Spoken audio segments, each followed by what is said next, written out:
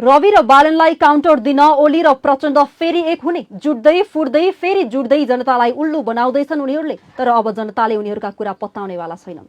Nepali communist पार्टीका संयोजक पुष्पकमल दाहाल प्रचण्डले एमालेसँग तत्कालै सहकारी हुने बताएका छन्। यसको मतलब पटक पटक जुट्दै फुट्दै जनतालाई उल्लु बनाएका ओली र प्रचण्डले फेरि जनता झुक्काउँदैछन्। तर यसपटक जनता झुक्किनेवाला भने छैनन्। विराटनगरमा आयोजित पार्टीको एकता बैठक तथा प्रशिक्षण कार्यक्रममा उनले वामपन्थी तथा लोकतान्त्रिक पार्टीहरूसँग जसोपासहित छलफल भइरहेको जानकारी दिएका छन्। साथै अन्तर्राष्ट्रिय सम्बन्ध विस्तारलाई प्राथमिकता दिँदै आफू छिट्टै श्रीलङ्का भ्रमणमा जाने पनि बताएका छन्। देश रासोपाले नेतृत्व गरिरहेको छ। बालनको नेतृत्वले र उनको कामको रफ्तारले खुशी भएका जनता स्थानीय तहमा पनि घण्टीलाई नै जिताउने भनिरहेका छन्। तर आसन्न निर्वाचनमा घण्टीको रालोले उछिटिएका पुराना नेता अहिले एकता गरेर आउने भए र रवि र बालनको रासोपालाई इन्काउन्टर दिने कसरत गरिरहेका छन्। तर रासोपा प्रति जुन किसिमको क्रेज छ, पुराना नेता सबै एकै ठाउँ जुटे पनि रासोपालाई हराउन र सकाउन भने इम्पोसिबल जस्तै छ।